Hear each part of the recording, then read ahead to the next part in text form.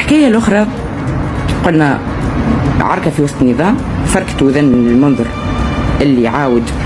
اللي يثقوا به يكور مع الاخرين، وميساج للاخرين الشق خد اليحيوي راك ما تحكمش ورانا نجم، ما هم جنيحات محسوبين عليك، ما نعرفش انا محسوبين عليه ولا ليه، هما يعتقدوا جو سي با. دونك هذيا معلومات ما بيناتهم. ونقول لكم راهو فما